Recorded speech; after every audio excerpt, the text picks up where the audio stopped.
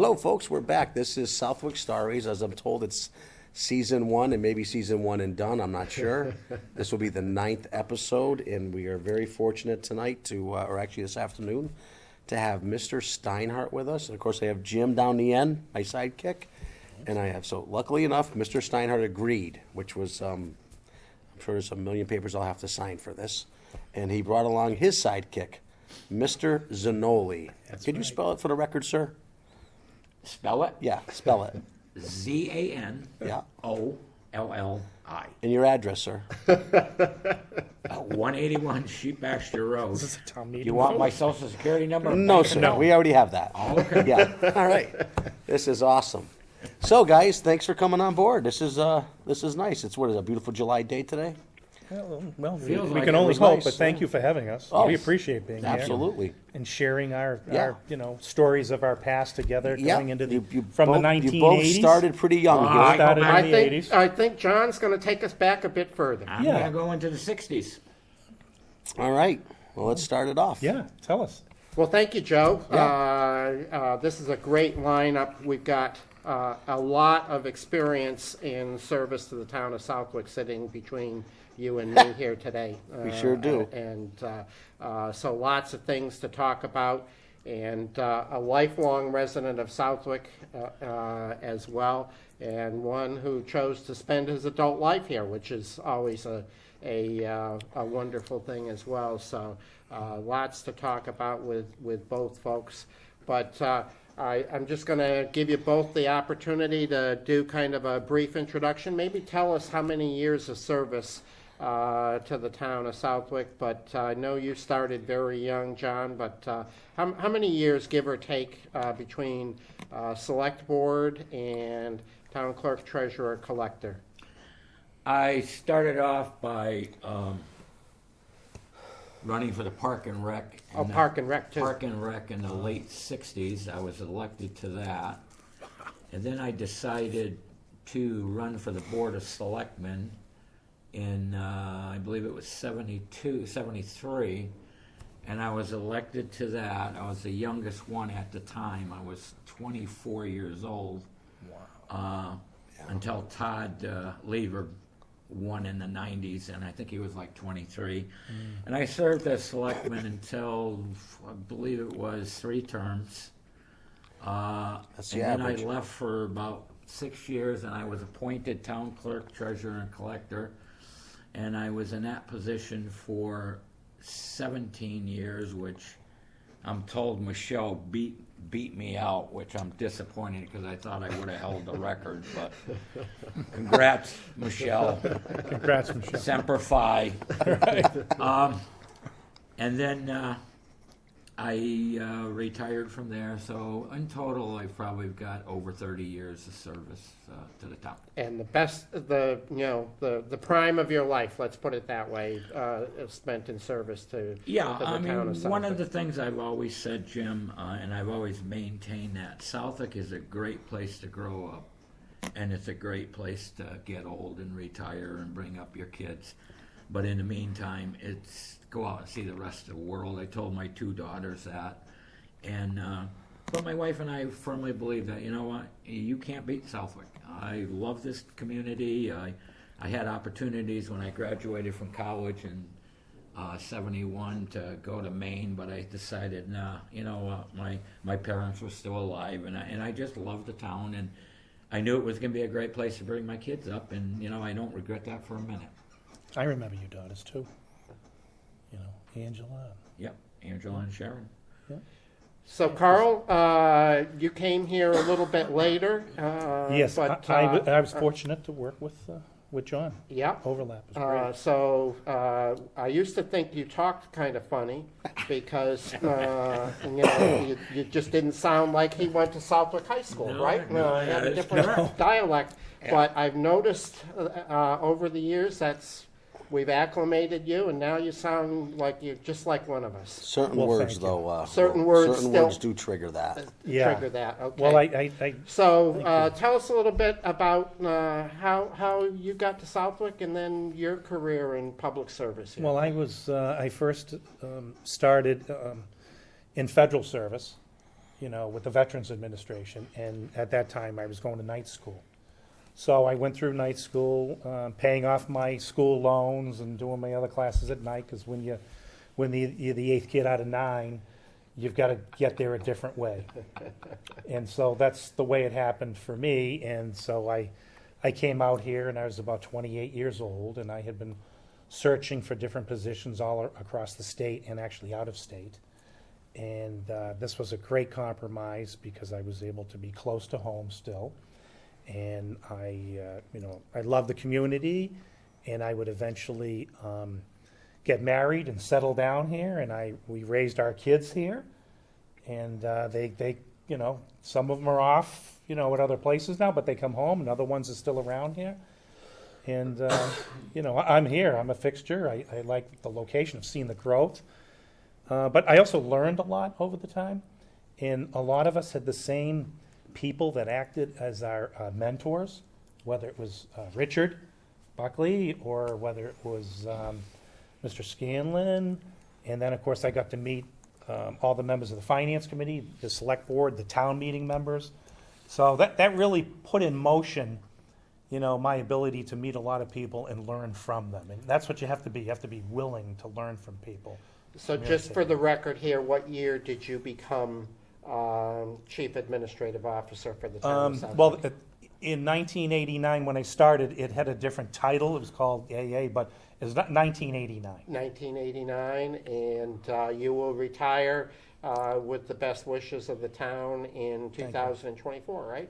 Yes, yep, after 35 years. So 30, And I can- thanks for doing the math for us. I was waiting for Joe to help me with that, but Well, if he's Oh, I not, got it all. if he's not changing money for an ice cream, it confuses him. But no, and because Jim, I remember all the years that you had been moderator, and I remember the other moderators before you, and I have lost count on the number of selectmen that I've served with. I'd Yeah, I have to bet. think it through. It's at least 15. I hope for your retirement party, which I know is a big surprise, but that you'll come up with the number on that and I will. a list of I'm gonna names, sit down because and- I'm guessing it's a lot more than 15. Now I know there were some people that kind of did a tour of duty, went off. Russell did that. Russell did that. Yeah. I think John Nicoletta. St. Pierre did that. David was 17 years. But that'd be an interesting. I mean, just think about who the board was back then when I was hired. It was Chip Crawley, John Nicoletta, Russ Fox. Okay. And then I think Chip ended up, then Jim McChesney Yeah. came on, and then I think Chip came back on, and then, so there was different turnovers. Some of the board members were moving out of town. Just out of curiosity, because we have our, you grew up in the eastern part of the state. Yes, I correct? did in Watertown. Watertown, Watertown. okay. And we always have this kind of, I'm just going to say suspicion, right, John? That the people east of 128 don't have any idea of Southwick. And I think a lot of us think that's probably a good thing that they don't. But had you ever heard of Southwick before you came out here for the opportunity? No, sir. Okay. Okay. Nope. So what were your first impressions of Southwick when you came out here, I presume, for a job interview? Beautiful rural community, but also positioning itself for growth, and also identifying that it was going to make an investment in professionalizing the operations, because I know that was an important consideration of the Finance Committee at that time.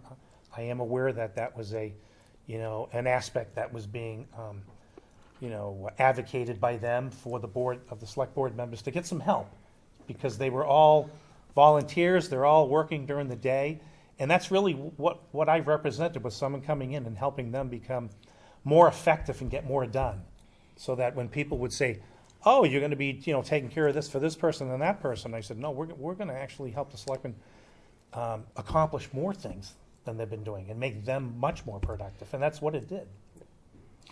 I remember, Jim, if I may, I remember one of the first, I became town clerk in '86, and at that time they began searching for the administrative assistant, and one of the things Russ said to me was, "Hey, here's 3, we narrowed it down to 3 names, and he says, I want you to call and check on these 3 guys." And he was one of them, of course. And I believe I did talk to everybody briefly, but I was just basically, my charge was go out and check and make sure everything that they had in their resumes were. And 2 of the 3 were professional people that were in that particular Field already. business to begin with, but they would go to community 2 or 3 years and then they'd go and be an administrator somewhere else.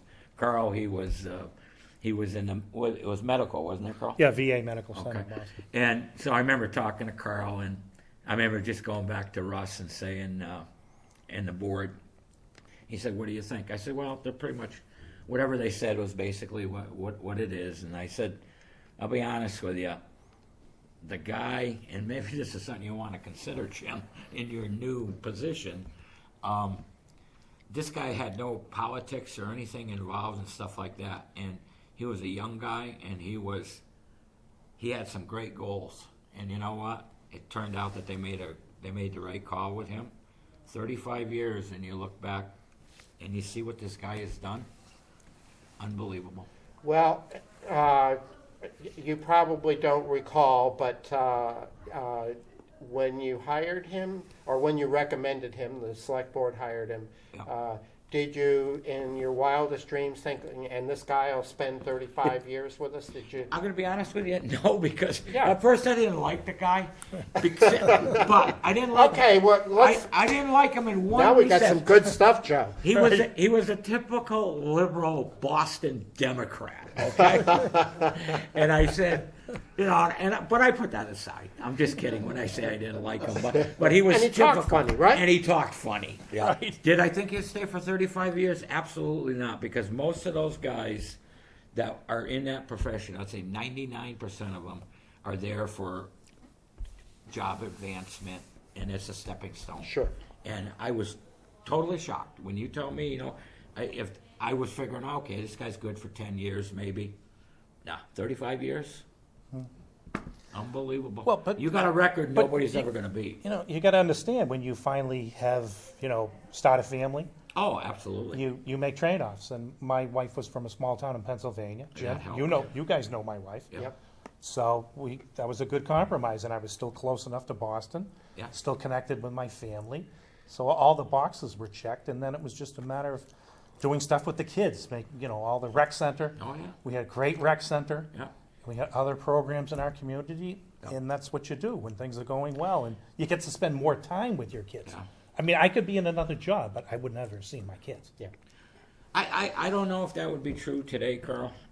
Well, right. That would be but hard back today, then, but no, I mean, listen, it says a lot about you, Bob, because family was number one to you. And it still the is. stability, and that's one of the reasons why I decided is. to stay here was my family was here, and I didn't want to leave it. So, Right.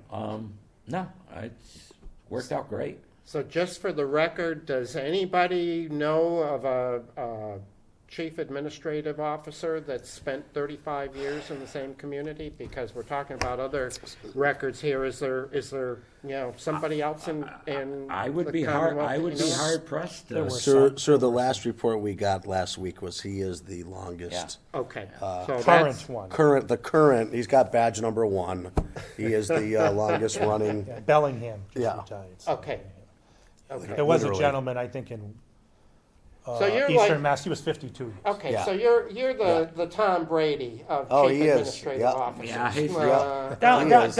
Wait, my body feels like You it. don't need to swell My- his my head Tom anymore. Brady. Yeah. Except, Well- well, you did a heck of a job doing He's that the yourself. goat. Are you saying he's the goat? I didn't call him goat, No, but yeah, that's not my There's acronym. probably goats up on the street where he lives, but I don't Yeah. think he's a goat. We getting milk out of that? but that's a wonderful accomplishment. I'm glad there was enough time to get you established and then set the hooks. You find a wonderful woman to marry and start a family, and by then it's Yeah. like And I met her through the town beach Yeah, project. tell her Yeah. the Russ. The that Russ was part of Fox the story. package. That's Russ Fox all the way. He takes it. You'll have to ask him the story, but that's his, That's a, That yeah. was Go his ahead and tell issue. the story. Tell the story, come you, on. You can't, I you don't- can't say I can't got tell- a great all story he about said- No, all he said was, make sure that, we get this project taken care of and this and that. And then at the end of it, he said, well, all he did was ask you to take care and get the project done. I didn't ask you to marry her. I thought he said, I thought he said we have a problem down there and you need to go fix it. Right, well, And then well, next it thing you was. It was know- Fox's Follies. Right, Right. John?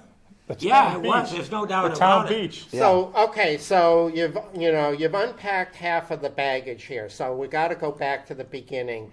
So I'm gonna say sometime in the early 1990s, the property came up for sale on South Pond, Late 80s, yeah. late 80s, It had to okay. be, Dick Buckley had to fix the vote in the 90s. Okay. You're talking about the beach? Yeah, Okay. South Pond, the BR. Yeah, So, that's so early the 80s. former Smith's Beach, owned by the Biardi family, came up for sale, and somebody in town government decided that would be a dandy town beach. So now take the story. I love this. You're not even saying who the names are. Okay. Well, I Your just Park want and Rec? for our I'm gonna listeners. say, I'm gonna say the He's names gonna if tell he you. doesn't. Okay, no, Let him say it. that's, Go ahead, I'm John. trying Give to him prompt the you back. guys to tell the whole story here, so our listeners Yeah, we need to be will- transparent. Well, Have we learned anything and, over the yeah, last few years? Let's uh, be transparent. So it's a colorful story. So Oh, so it's take colorful. it from there. So somebody wants to buy this what was then really a distressed property, right? Because the Yeah. buildings had burned Yeah. down. It was and- beautiful in its day. and it's certainly one of the again a Historical. jewel back in the Right. golden age of Yep. the Congamon Lakes. And if I recall correctly, the town already had a town beach. It was kind of Yes. yes. Yes, we did. So anyway, so fess I up, know. guys. So Yeah. what's the story here?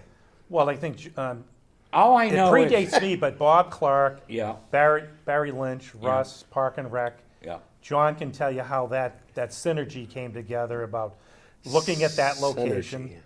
and then identifying that as a good place to pursue an urban self-help grant from the Division of Conservation Services. Does that sound familiar, John? Yeah, because I remember, because I started as town clerk in '86, and I really didn't have anything to do with the town after I had resigned my selectman's position in '81, so I had a gap there. But when I came on as the treasurer, one of the first things I had to do was go out and get a loan to buy Smith's Beach. Right. And I remember saying to myself, thinking, we bought that thing? Right. But come to find out, I know Russ, and like he said, Those other guys. the other guys too were Barrett, really yeah. hot on it. But Your you know Park what? and Rec, yeah. I'll be honest with you. It was a better location than the other beach. Yeah. Plus, that was a huge stepping stone because the town, prior to that point, didn't really spend any money on infrastructure. We really didn't have anything, and I'll get into that later on when I give you a little history of how the town government evolved. But for the most part, that was one of the first major non-educational purchases that the town made. Right. And then after that, we made a lot of them, but I don't We want were to. busy. I don't want to get off the subject right now. But So I'm inferring. He's right. I mean- so do you somehow in this process do you meet Beth? Is that Yes. Okay. Later Yeah. on. So that's what our When they had the listeners situation. Yeah. really great- want to hear Yeah. about is She how worked- in the pursuit of your official She duties. worked for Oh, the agency. official duties. She worked for the agency that granted the money Okay. for the project, and so she would interface with John or a guy named Russ Fox, and he says, "Look, someone's got to go deal with this person. You take care of it." So They got as far as they could go. right. So So you were delegated to deal right, with myself the and Dick Buckley, and we fixed the Commonwealth- whole this- project. This, probably they Yes. said, this woman's impossible to work with. She's from the Strong-minded. Commonwealth of Massachusetts. Yes. You go deal with her. Is that basically what happened? Pretty close. Yeah. Okay. Okay. Well, you have to remember, first of all, let me interject this. When he came on board in '89, he was a hot item. Believe it or not, that's all I used to hear was, "Hey, did you see the new guy? Boy, is he hot." And this was town hall talk. And I'm Really? thinking- Back then? Yeah, believe it or not. Because I remember Suits. going to the brass The suit rail. and tie. We went to the brass rail for some reason. And I remember Yeah, the Bobby gir- Malta was a whole welcoming the thing. girls were saying, boy, is he hot? And I'm thinking, hey, I don't see nothing hot about this guy. But anyways, that's a It's little... that accent. But it's true, honest to God. But then he got older and he got grayer. Right. And he's Married like- with children. It's a Right. story. And you were, but I'm sure in your heart of hearts you were thinking to yourself, well, that's what they used to say about me when I was that age, right? No, I knew better. I knew better. So- okay. He's You- right, it did So represent is that the first. first time you met Beth was when you interfaced with her on Yes. the Town Beach project? Yes, That's sir. what a wonderful story that is. Yes. So Well, how are and- you supposed to meet people? and- You meet people, you know, And so bar rooms? Inter- I didn't go to the bar rooms. internet, So- okay. I didn't go to bar rooms. The just internet. again, I think it's a talk about goats here. So you get assigned by the select board to go get Field a agent. grant. Yep. You score the grant, and The grant was already awarded, okay. okay? So I didn't have to do anything special to He get a was the grant. goalie. He just had All to I bring had it to home. do was to just do what you're supposed to do to implement things and Okay, bring them forward. but still, How many other town employees married someone that they were told to go fix a problem with? I mean, you went above and successful beyond. project He set and all kinds of successful records. He's it. lifetime, well, it- lifelong It relationship. right, but the project represented the first major project that John Yep. said outside of it, and then others would come along over the due course of time. Yes, But they you got to understand, all I did was participate in those, facilitate with them, and work with groups of people at different times. So you were involved in projects, finance committee, study committees with Norm Story, who you had here a few weeks ago, Bud Engelhardt. I got to interface with all of these people on boards and committees, so I spent years going to all these different boards and committees meetings at nights because I could do that. I had the time. I wasn't a parent yet. I didn't have those other responsibilities. So that allowed me to really get to know a lot of people in a short period of time. And understand the town. Right, and then you grow with it, and then here you are, 26 subdivisions later, brand new buildings, school buildings, Oh, yeah. debt exclusions, renovations, the second roof being put on since I've been here. That's the one you got your feet wet on, Carl. So you know what you do, Jim? You also learn by your mistakes. Okay, don't let anybody tell you they don't make mistakes. So what happens is, after a while, you'll say to somebody, you've already paid me to make that mistake. Why hire someone else to pay them to make that mistake the first time? Yeah. Right? Well, What do you that's- think about that? That's a you know? healthy outlook on things. So, just out of curiosity, and I do think we'll kind of, I've got one more question I was going to go with when we closed, but I think we'll go with it now. So there is a group that's going to meet with candidates and eventually recommend somebody to the select board to fill your shoes, and it won't be anybody like you probably. It'll be back to the drawing boards. But are there 2 or 3 things that you would tell your successor that are critical to success in this absolutely. position?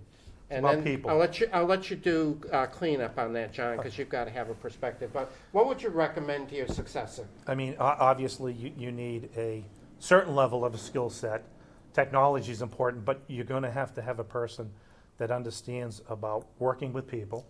They need to understand what workforce composition and development looks like now.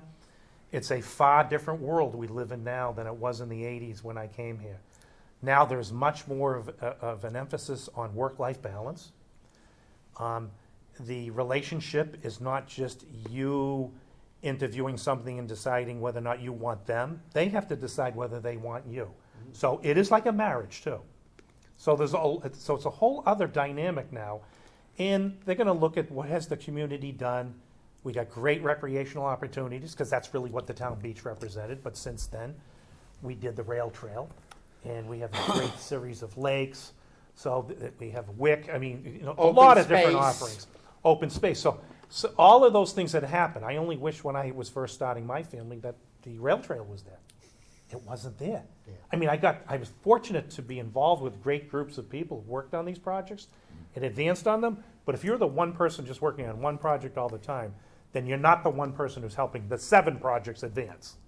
So you have to learn how to do that. You got to learn to be not so much the one rowing the boat, but helping to steer it. And you do that by policy decisions of the governing board. And in town meeting, I've always been fortunate, and I've always been very appreciative of the support that town meeting members have given us. So John, anything you would add to that for a future chief administrative officer? Yeah, I would, first of all, you're never going to find another Karl Stinehart, but there are some qualities, I think, in Karl that you really want to look for. And the thing that really stands out to me was the commitment to the community and how you interact with the people, you interact with the government. You have a commitment to the town of Southwick, if at all possible. Because Karl said it would have been real easy for him to say, you know what, I'm going to be here for 10 years and then I'm going to move on. But he got committed to the community, and I don't know. I live here. And it's his home. You know, I would look at Karl and I'd say, yeah, no, you're not a native, but you know what? You're pretty darn close. You're I committed. often wonder what it would take to pass that test, but I meet all sorts of people in the grocery stores. You, everybody. Absolutely. I'm meeting people all the time. I have a great time. I mean, the education part, You gotta have a baseline. Karl found it. base. You don't need a whole heck of a lot, but Karl, as he was going through, because every year he would take courses, he would get Yep, himself yep. better, he would do whatever. So he's kind of made the position what it is. So now you go and you look for the academic stuff, and I don't think that's going to be a difficult thing to find. But I really think that commitment to the community is really going to be the key, because you want to keep this individual for at least 10 years. I mean, I look at people that come into these in government and the high-paying jobs or the top jobs. They're here for 3 years and they retire. You know what? That's a waste of money. Yeah. I would expect nothing more than at least 10 years if you're going to pay that individual that kind of money, and I would want to keep them here as long as I can. It's either that or you're going to go back and reinvent the wheel in another 2 or 3 years. Only got a few of that No. for 3 years. That's what he was referring to. He means the police chiefs. So Yeah, I'm not going to say I said that, but I would say that is a pretty good example. So Karl, I'm going to kind of redirect back to you here. I think if we look at that list of, you said 15 different people on the select board, I think it's going to be more like 25. Some of them only served 3 years. Oh, yeah. And it runs Or the less than gamut that, of yeah. personalities, Yes. political parties, Yep. outlooks. You know, some had a specific agenda when they got Philosophies. on, other people just wanted to serve. And that's the way local government works, and it's a healthy thing. And my observation, so I'll go out on the limb and I'll say, you conducted yourself in a manner that you never got involved in the politics of the town, which is where a lot of your counterparts, where their careers come to an abrupt end because they annoyed somebody or another.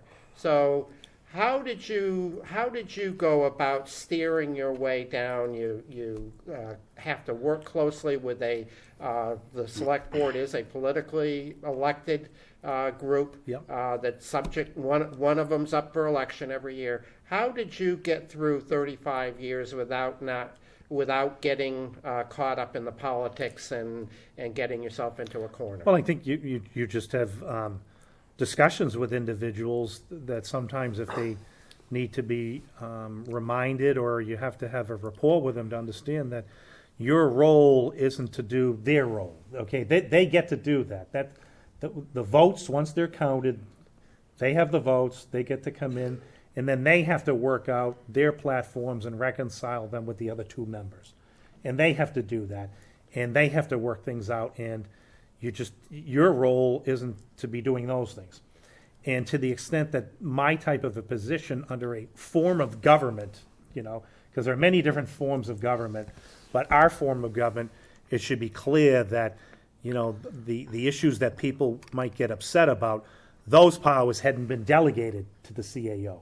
So the things that would be the lightning rod type causing issues aren't necessarily vested in that person.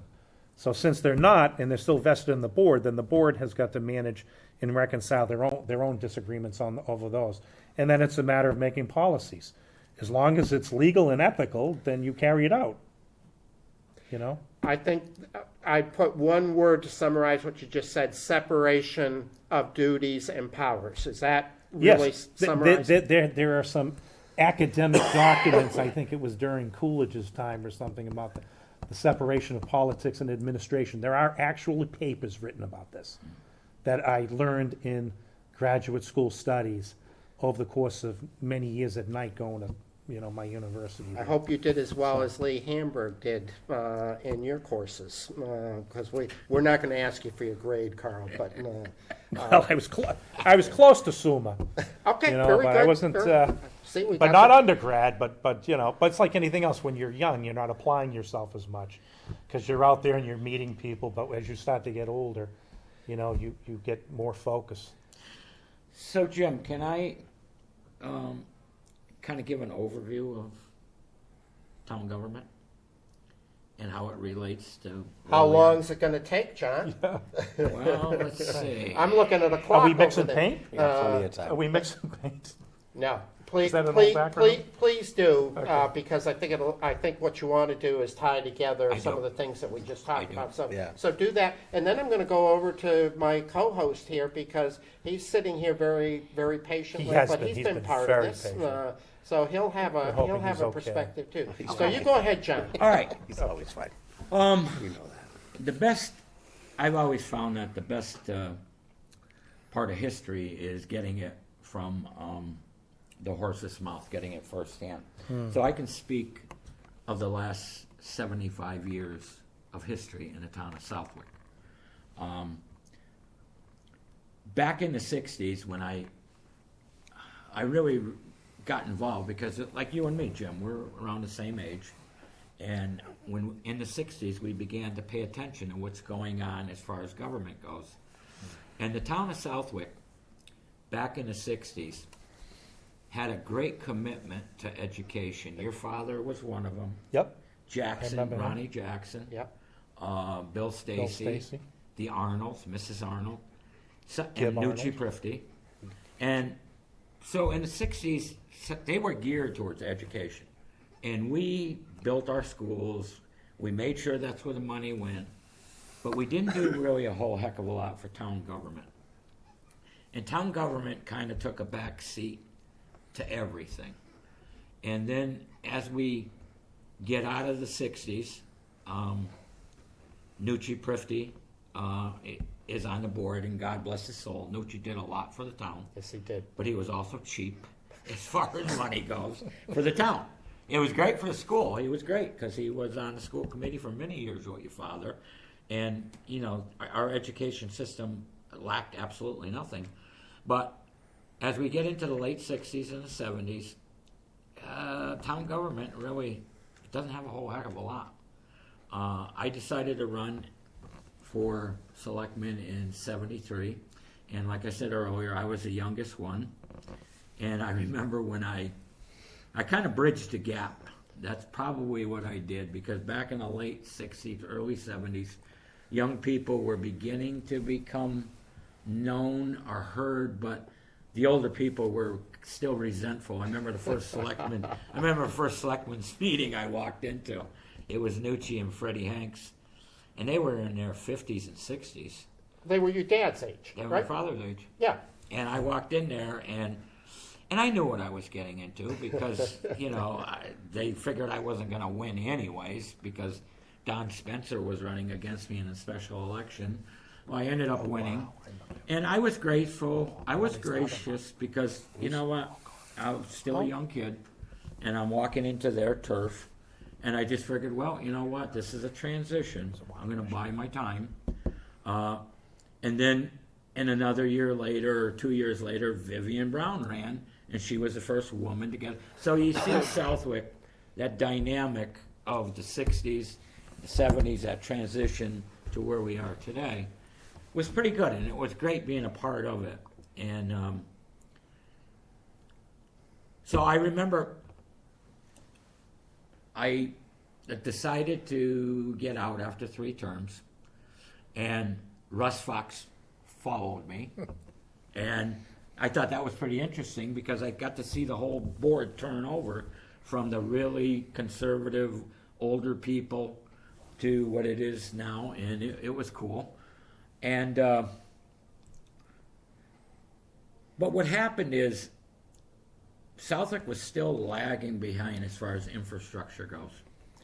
And like I said, in 86 or 84, the town beach, Smith's Beach, was the first thing. And then they hired this guy, the administrative assistant, and him and Russ were joined at the hip, to be honest with you. Where you saw any type of infrastructure being taken under, it was Russ and him.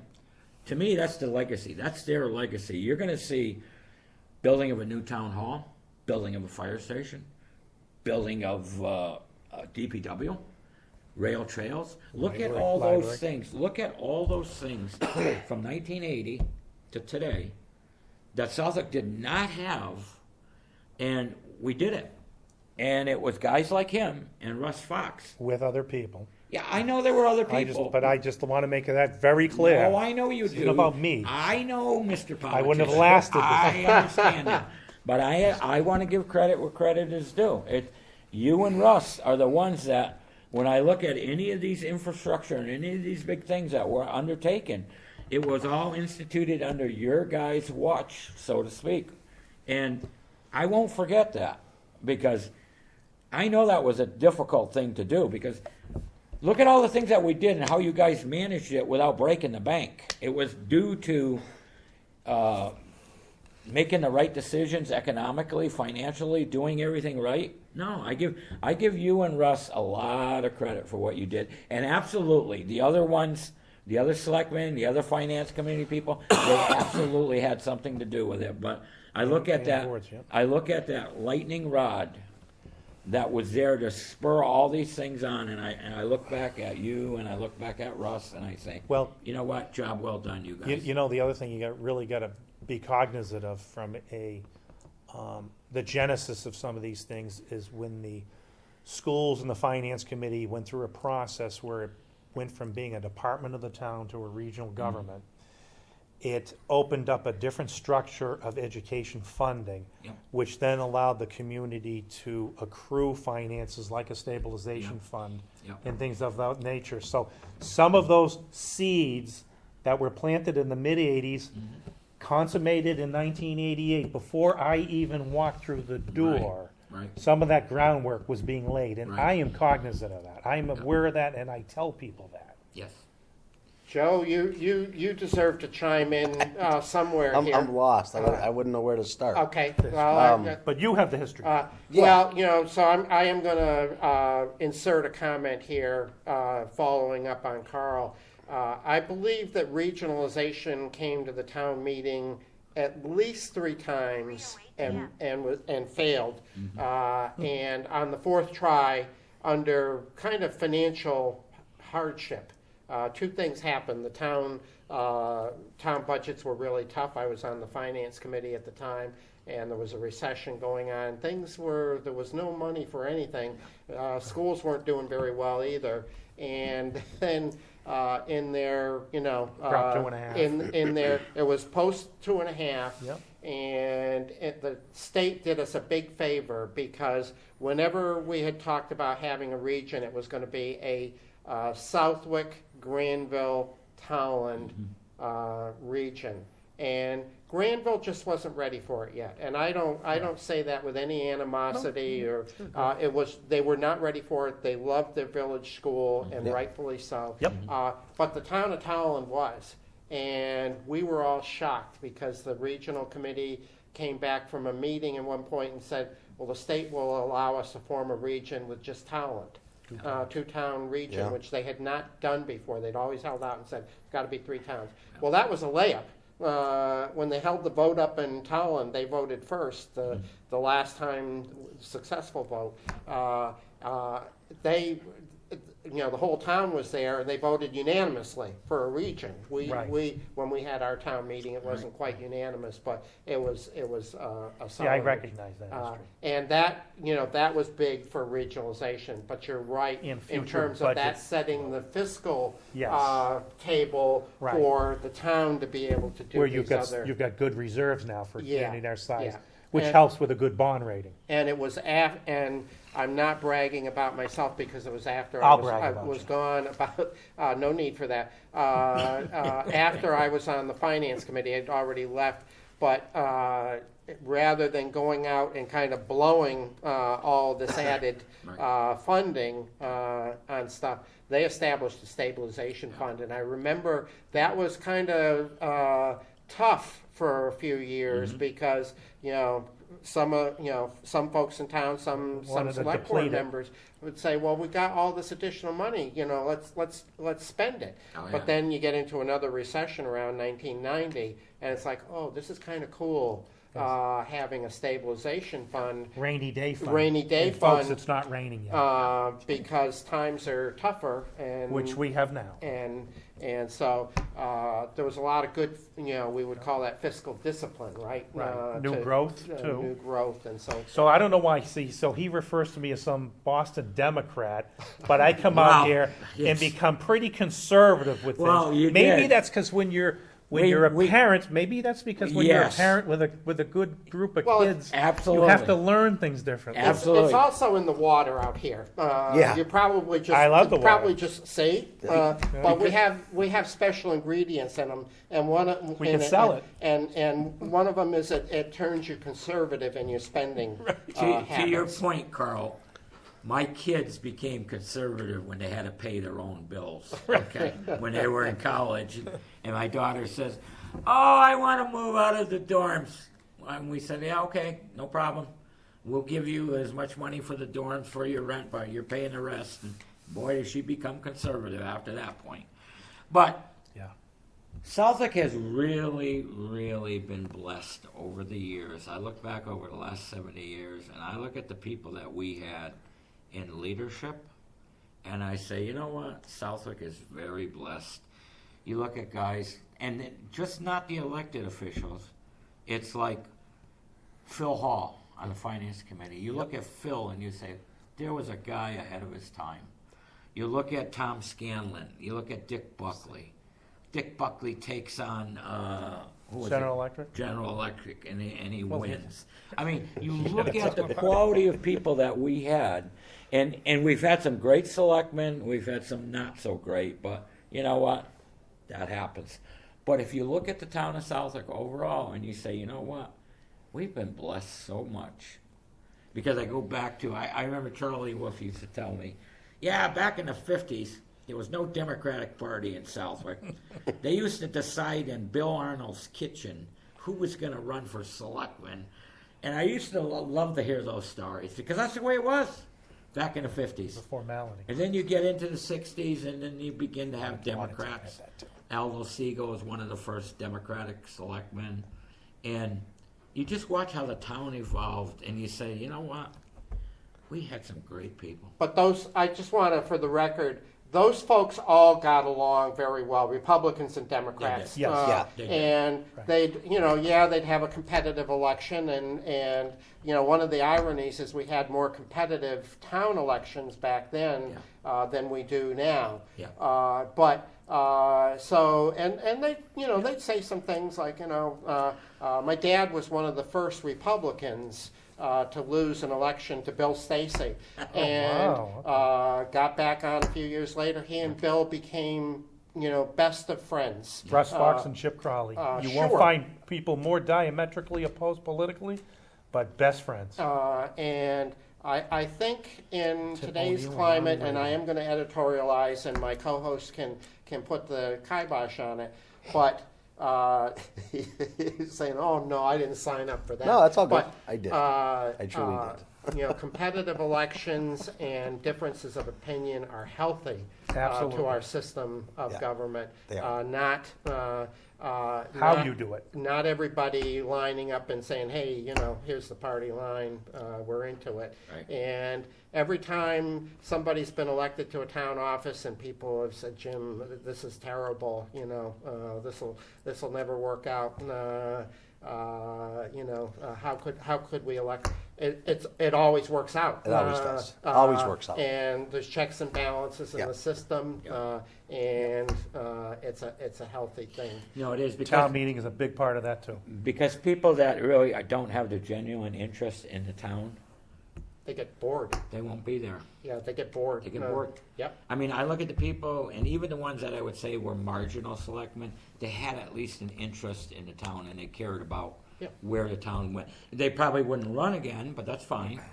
But I can't help but say that we have had such great people in leadership in this town, and that's why Southwick is the way it is. So I want to come back and talk a little bit about the Zanolli family, but Karl, an opportunity. I want to hear about this. An opportunity. Everybody does. That's what they're really looking forward to. Yeah. It's not Well, the, I served not the with him. civics lecture. I made but, sure you got uh, into the new building But before you retired. question Yeah. for you. So as you to use the term ride off into the sunset, what's your vision? What sort of good things would you like to see happen in the town of Southwick? In our community, Well, stability.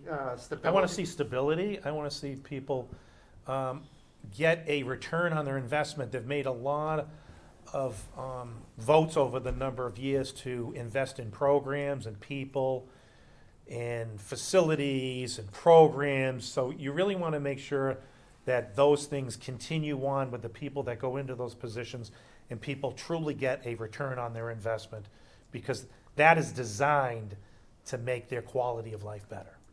So because wherever you work, at the end of the day, big corporate jobs, whatever you do in the course of life, you're all going home at the end of the day, and you're going to your place where you live, and you're raising your family.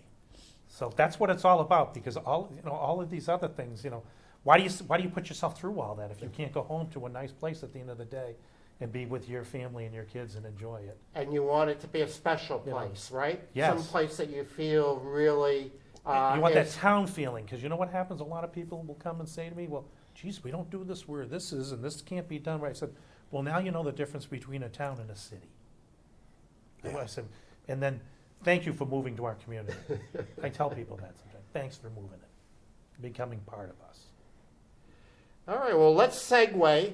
John, I have a feeling that you're not the first generation of Zanollis in the town of Southwick. So when did the first Zanolli come here?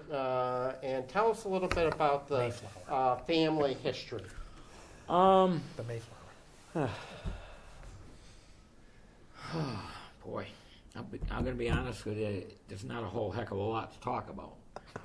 I had a grandfather. That we can talk about. I had a grandfather. We got a pitch hitter sitting at the end of Oh the yeah, table. no, I know. He's Pinch hitter. got more than me, but Well, thank God he knows the family. I had a grandfather that moved to Point Grove Road, and I had my father and it was my father Joe and my aunt, his sister Esther. That Esther. was just two of them, Esther. and then his father and his mother. They moved to Point Grove Road, and the big house that we lived in was a grocery store. My grandfather ran a grocery store on Point Grove Road, and that's what most Italians did in the Italian South End. They either a grocery store or they made booze, one or the other. Well, Prohibition booze? Yes. Yes, Yeah, yeah. absolutely. My I just father, wanted to know. my grandfather did both. Okay. Across the street which was the VFW, was the Pine Tree Inn, Pine which Tree Inn. was run by an Italian gentleman, the Orsi's. That's where Southwick's first murder occurred in, I think, the 20s. On record. And my grandfather and my grandmother died at a young age. I really didn't get to know them. My father had to take care of his sister, my aunt. And then we always lived on Point Grove Road. So across from the property that we now call the former VFW. Yeah. So I think there was a senior center there. Down maybe the road. Down the road. Okay. Down the road, Tony Gavioli had that place. Okay. It was funny, you were talking to Lee about liquor licenses. Point Grove Road, I think, had the most of them. From the Suffield line up into the Berkshire? railroad tracks, Oh, wow. where Bon Tempo's, where the package store is. Yep. Oak and Keg. They had 8 of them, I think, liquor licenses. But that's what the Italians did and they were all Italians. So Yeah. was your grandfather first generation, or did he move here from someplace else in the? No, he moved here from Italy. Okay. and but like I said, they died at a young age, and I really didn't get to know them that well. And Italians, believe it or not, are very very quiet as far as talking about things. Because my kids always want to know about their grandparents, and I said, I'm gonna be honest with you, I really don't know a lot about them, but Santa Malta does. So I said, before Santa dies, go check with her, and they did. But it was interesting, and like I say, we lived there our whole life, and my father and mother lived there up until almost the time that they died. We built them a little house next to us. and Nice that's when little they home passed. there. Yeah, Yep. okay, Jim Nice was our pasture, neighbor across yeah. the street. Oh, yeah, I remember that. And So when I can't get away with referring to the Italian South End because it'll make it sound like I'm, No, I know, I hear ya. ethnically prejudiced No, or something. that's but, fine, that's fine. Tell me about what that means. You've discussed it a little bit, but it's because it is a part of Southwick history that that was kind of an ethnic neighborhood, for lack of better terms, It was. even in the little town Yeah. of Southwick. And I can think of a future guest who I think his family was down there too. But tell us a little bit about what you refer to as the Italian South Italian End. South End. Well, I mean, I can go from the Suffield line all the way up to Oak and Keg. That's basically what, and you can name all the names, and I will guarantee you that 90% of them were Italian. You had, like, the Axtons were there. Okay, they I don't know how they ended up there. The Tchaikovskys, they were Czechoslovakian, but for the most part, they were Italian. And like I said, the Italians, when they came in at that time, you got to remember, this is during the Depression in the 20s. They either were barbers, they had grocery stores, or they had bars. And that's what you had when you go and you look. In that small area, you had 7 places where you could get a drink in Southwick. But I will say this: it was a great place. It was a great place to be a kid and grow up. I will say, and you may agree with me, Jim, that we were brought up in the best generation possible, best time. I mean, I look at our parents and our grandparents. They had the war. They had the Depression. I look at our kids today and say, now you're living in a crazy world where up is down and down is up and whatever. But when you and me lived in the 60s and the 70s, it was great. Yeah.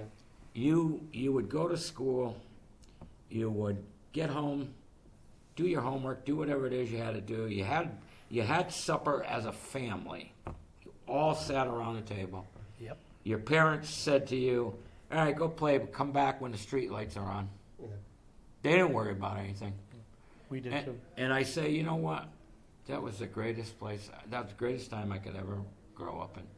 I think we are so blessed, you and all of us, for having seen it. Because I wish my kids, a couple Thanksgivings ago, I took both my kids and we walked through Point Grove Road. And I said, this is where I grew up. Yeah. And they said, really? And I told them about all the experiences we had, where Lions Field down by where Oak and Keg was, where those duplexes are. That used to be where we played football. I look at the Maasai family, Elmer. remember that. Had a Veteran- bait shop, Yeah, right? yeah. Right Veteran- there, right on the corner of North Pond. Yep, Veteran Street, they owned the whole thing, the Messiahs did. Gino Baccaselli with the brass rail, Tony Gavioli with the anchor, Mondo with the SP Club, Bobby Battistoni, Oh, yeah. our dog catcher. Yep. Nora Lyons, who was Nora Battistoni at Nora's, all Italians, and it was a great area to grow up on. And like I say, I'm so blessed and so fortunate to grow up at the time that I did. And Joe, he can tell you pretty much the same thing, but in a different area. Yeah, yeah. What No area doubt. would you be thinking We of? grew up off of Loomis, up by you. Oh, South Loomis. Well, So Klein, you corner weren't, of you Klein. weren't, Klein your, and your stuff. branch of the family had already branched off from the So how are we Italian- related, Jonathan? We are cousins? Yes, we would be Joe's and only my grandfather. your grandfather. Two sets of families. Your grandfather would have been Coffee cake. my father's uncle. Right, your father's uncle. Yeah. Yeah. Your grandfather was my father's uncle, and He had a set of family here, right, where it's Elio and, yeah, right? yeah, he had two sets of family. Two sets of families, Two sets yeah. of family. More relatives than anybody. So It was I think- interesting. I think before we leave this, it's important for a historical understanding of, who we are here in Southwick, is that we did have, these, for lack of a better term, these kind of ethnic communities embedded among us. And so we had, Neighborhoods. that strong, Yeah. That's neighborhoods, what we you call call them, them in a city. Yeah. But you just went through a who's who of family names, that went on in future generations. A number of those people. I've seen a lot of Sure, those you've names you've in the seen town those- reports, Jim. I've read a lot of town reports. Sure, the Seagulls were exciting. part of that, I believe. Yeah. And came here from Italy in the early 1900s, and Yeah. and made great American lives for themselves. So Gino Baccaselli was probably one of the more better known ones that, because I remember working for Gino, and just about everybody worked for Gino at one time or another. And I mean, he came right over from the boat, and he took where the brass rail was. That was a big mountain at Yeah. one time, Yeah. and he leveled that thing. And, Bunker Hill, Part 2. yeah, and I mean, it was just a great community. So I'm going to fast forward a little bit here. So you went all the way through Southwick Schools. So where'd you start the first grade? I started the. I'm going to assume that you don't have a kindergarten education, do you? No, that's none of us that's did. always held me back. Yeah, it's held you I back. can It's see held me that. back. I can see I that. started right here. Started right here. So first grade in the consolidated school. Right. Did- Mrs. Desmond was my first grade teacher, Oh, very good. Very and good. unfortunately, Was that Dawn's she got pregnant, so I only had her for half a year. Then I had Mrs. Utzinger, Oh, boy. and but Mrs. Desmond was my first grade teacher. And as I got older, I would always say to Mrs. Desmond, you were my first grade teacher, and I'm 65 now. Yeah. And she would look at me and she would say, "Oh, come on," But no, I had her, and then for Powder Mill School was the high school. Well, okay, so Right. you went through first grade through what, 4 or 5 in this building? I think it was 6. 6, okay. 7 Brown? through 12 was the. Okay, Was so do Woody you Brown? remember any other teachers that you remember fondly from Oh, the yeah. consolidated Oh, school? yeah. Give me a couple names. I had Mrs. Clark, who was really a nice lady, and she really looked out for me because I had some learning issues as far as being able to see. Yep. And Mrs. Clark took me under her wing, and my mother loved her because she went out of her way to make sure that I was going to be able to do things. And then you had Mrs. Barton. tough but good, right? Oh, she was tough. She was tough. I mean, when you get into have a high ruler? school, then we Did talk you have a about the ruler, tough John? ones. What's that? Do you have one of those rulers? Like, I don't know. No, I I think don't- they were beyond the slapping us. Yeah. That was St. Mary's. Yeah, Parochial yeah. school. Yes, that was yeah, St. but Mary's. Parochial school. I always got a kick out of it because Some every people once in a needed that when they while, were young. one of our classmates didn't come back in the fall. And Right. you'd hear, his parents were concerned about him. They sent him to St. Mary's. St. Mary's, oh, yeah. And it was always the threat over at yeah. least the Catholic kids. Yeah. is, Right. You know, Well, that's what we grew up with, You know, yeah. Yeah, no, I remember that. Off to St. Mary's with you, Yeah, but. I remember that. So now let's go happens to to principal of the parochial 7 through 12 in what is now called the Powder Mill School, but was the junior, senior high school. So, Yeah. and you were what, class of 68? 67. 67, okay. Yeah. And who were some highlight teachers from there? I had Mr. Brown. That would be Mrs. Brown's husband. Winifred? Winifred. And you later Yes. served on the board with Miss Vivian, so Vivian, that's an yeah. interesting That Oh, was, wow. That was quite a dynamic. turn of events. Yeah. Then I had Mr. Whiting, who was Eileen? Eileen, was the town accountant. So we later worked with her. Yeah. And, You and, remember and Ray Whiting. You had Mr. Prue, Paul Meager. Oh, yeah. We had some great teachers. Are there two or three that you think were especially influential on, you look back on them and you say, wow, they really, had an undue influence on me? I had one that was the other way. He told me I was never going to make it to college. And I remember when I was in college and it was getting a little rough, I said to myself, you know what? Good for you. I'm tempted to drop out, but because so-and-so Yeah. said it. My guidance No counselor way. at the high school. And I never held it against the guy because They all loved them. We didn't like I just never held it against him. Yeah, that's good of you, but and it's great that you were able to turn that Oh, to yeah. motivation. Oh, yeah. But I had some Underdog. I had some good teachers that were like Mrs. Clark, and they did whatever they could to help me to get along and to be able to adjust. And I'm eternally grateful for those people. And they were great teachers. At that time, they were fantastic teachers. I thought I wanted to be a teacher, but then I decided, no, that's not what I wanted to do. You wanted to be on the select board. Hey, I wanted to be a selectman. go Well, for wait a it. minute, they must have taught him the good basics, arithmetic, because he was a treasure collector. Yeah, That's but you true. know what? That's true. But You yeah. gotta give yourself Yeah. credit for No. that, John. Who'd you have I for give you math credit. classes? Well, I'm gonna say- I can fill in the blank, but who'd you have for high school math? Don't give me any credit. Probably one of the best teachers ever was Dick Atkinson. Okay. Oh, okay, sure. But no, I'm going to tell you a story about the town clerk job. Let me tell you something. I remember because Barbara Shibley was great. She was the town clerk. You had Merrill Mason, who was there for like 12 or 13 years. Yep. Then you had Barbara, who was there for maybe like 12 or 13 years, and she was there when I was a selectman. And I remember when the job came up after Barbara retired. And I remember saying to Barbara, I said, hey, Barbara, seriously, I'm thinking of going after the job. Do you think it's something I could do?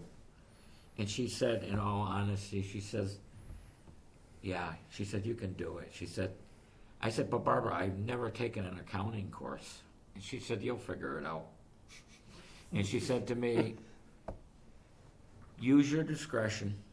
Don't be afraid to ask questions. And you know what? She was right. And you did. You asked a lot of questions Yeah. of the right people. Yeah. And I know those people. And I had good people. I had people know like you did. Tom Scanlon. We Dick, all did. You know? But, Those are like good I say, decisions by the board to hire those. I never really, and I said to myself, Jim, I said, you know what? I never had an accounting course. I guess I'll have to figure it out. And you know what? It's kind of like Karl, you know? Yeah.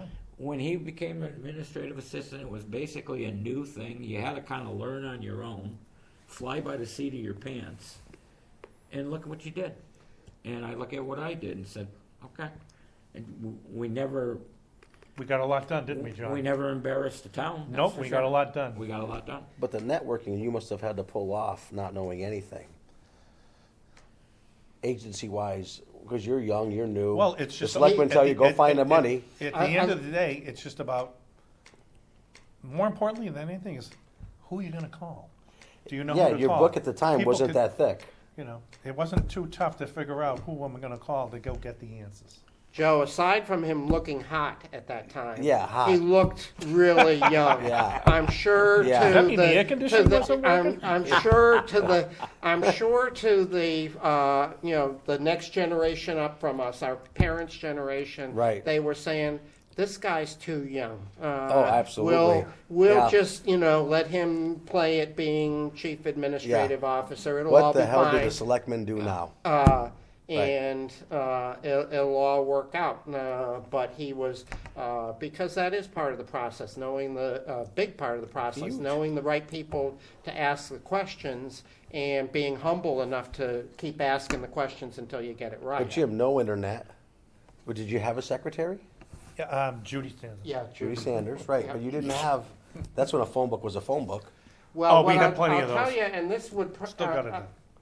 especially impact on John, and I'm going to have to just intercede this. He forgot it, but I don't think Barbara Shibley had any computer in her office. No, if she didn't. If she did, it You was would a coach her very rudimentary one. So that was the end During of, his time. That was the end of Paper or only. of paper and ledger. Yeah. You know, pencils. We and, kept them in the hallway adding for machines. years in a vault. Okay. One of the first- That process and started when at the end of Yeah. my being on the finance Oh, yeah. committee Ed Hepburn. of getting Eddie the Hepburn. town onto you know not Kojabek, it was called Kojabek. yeah, but that was a painful process Yes. that you guys Oh, yeah. took the town through. But Oh, yeah. that's how they were doing Linda stuff. was a big part of doing But it. but one of the Linda things, Carr. I want to make sure we give credit to Linda. Yeah, Carr. absolutely. one of the things I remember is when I first got appointed town clerk, treasurer, collector, they said to me, the selectmen said to me, "Oh, you're going to be the assistant computer administrator behind Linda Carr," and I said, "What?" And they said, "The assistant." I said, "Well, I don't even know how to turn a computer on." I said, "But I want to try anything." And so, but like Karl said, I mean, Linda did a fantastic job, and it was easy learning from her. And finally, I learned how to turn a computer on, and I was able to do some things. But I was self-taught. You got it done. I was You got it done. Yeah, but I I know. was self-taught. You did. I was self-taught. You had your special, you were in there plugging away, doing your Yeah. things and your keyboard. I probably still type like you, John. Well, yeah. You know? But you know, when it really comes down to be honest with you, what we talked about in the last hour or so, it's all about character. And that's the most important thing is the people that you deal with today. And that's the success. It's not what you know. It's not who, you know, the different things, the qualities, you know, the education, whatever. It's all character. You know, one guy we didn't mention was Joe Didi. And I have all to, set. and, no, and I, No, listen, very I am busy. Joe did- going to say Joe Didi, he may be He's a done little a rough lot. around the edges. I know a lot of people say that. I was told today I was an acquired taste. But That's What the heck? They ought to That's be a a good way of diplomat. putting They ought to be appointed to deal with China because that's a diplomat. That but comes Joe up. Exactly. Didi never forgot where he came from. Right. And you know what? I look at what Joe, Common sense. I look at what Joe does Common to this sense. community as far as because Joe financially was tough when he was being brought up. And you know what? I look at what he gives back to this community and what he does, Tenfold. and I say that's a side of Joe Didi that people don't know about. They don't And need I'll to tell know. you what, I don't We're- care what we're- Joe Didi does. He's okay in my book. Oh, thank you. So we're You're a product of your experiences and your youth and your Yeah. growing up. Absolutely. And those things define you. Yeah. And they govern your actions. Yeah. And sometimes those are inconsistent with other people. Do you But what is the outcome? What are the Well, outcomes? That's what counts. as the oldest one at the table, I will say that by And I am the youngest. Actually, John You're and close, I are aren't you? kind of Close? tied. We're close. Yeah. I think of him as younger, but no. He's but- the youngest one. But the older you get, the more you appreciate, your formative years. Yeah. So what your parents and your immediate family indoctrinated you in, and we heard that with Lee Hamburg and Went his through that too. description of growing up. and the teachers that influenced us at school, because the names that you named, they impacted you. Yes. And you don't understand that when Till you're later. 25. Yeah. But Well, I as you can get, introduce you to a bunch of sisters that would believe me, that would give you that. You know who really framed exactly what Yeah, you're the sisters. what you're trying to say, Joe, is when I was growing up and I worked for him, Gino Baccaselli. And one thing is, when I was growing up, I always loved being around the older guys and just listening to them because I could learn a lot. And I never forgot that. And one thing Gino always told me, I saw the sun come up more times than you did. And I said, you know what? That makes a lot of sense. I don't have to agree with you, but I'm going to listen to you. And I wish today that would be evident. I don't think it is with today's younger generation, because they look at you from, a lot of them will look at you and say, oh, you're over 60 or you're over, put an age. No. I mean, I learned that. You learned it too. You know that once you reach a certain age, it doesn't matter in this world what you've done. that would be a great ending line. But I got just one more question for both of you. By the way, before I ask the closing question here, what did Gino have you doing out in the back room? Were you making wine, or were you setting bowling pins No, downstairs? that's right. The bowling alley in the Me and Ernie DiNapoli. Remember Ernie? Those of us who crossed his path, yeah. So Ernie was working over there. Ernie was working there, and Lenny, Lenny, who was a Spanish interpreter. Matter of fact, Lenny was going to get me a scholarship to be a priest. And I said, Lenny, I don't think that's what I want to do, but don't tell my mother. Oh, she would have been awful. Because I would break her heart. What order? And I didn't want to. What order were you going to go into? I'm not- Jesuits or I'm diocesan? not sure what he did. I never got. I'll his go over all the orders with you. It's not too late. The real question is, how does Kathy feel like that was a good decision? Or, She's a saint. Depends what day it is. Depends what day it is, Jim. Okay, we'll leave that. She's a saint. But no, what I did with Gina, we worked the clam bakes. We did everything. You name it, we did it. Cleaned up. Cleaned up, and Yeah, everything. whatever needed to be done. Whatever needed to be done. You remember how much an hour you got Probably compensated? 75 cents. Not a whole heck of a lot. Okay, and probably went against clothing for school? Pretty much. Pretty much. Pretty Yeah, much. That yeah. was the common, That was it. common thing. Back in- Converse sneakers? That was a stretch, but you had to have sneakers for gym. Yeah. Yeah. So, Yeah. Gym shorts. Yep. So, last question for both of you, because we've touched on it a little bit, but Karl, in addition to your official duties here, you were involved in a lot of the community groups and the community activities. So Yeah. just run down. I'm sure you can't recall them all off the top I of was your... fortunate when I got here to be involved in the Rotary Club. Yep. So I was a president and former member of the Rotary Club for, I think, 10 years. I ended up becoming the president the day after my son was born, because the vice president, who was the undertaker, moved out of town, Bruce. Oh, Bruce. And all of a sudden they said, well, you're next up, Jim, you know the rule, next man up, like Belichick. Yeah. Yeah. I'm thinking, well, this is going to be an interesting year. I got a new baby, Yeah.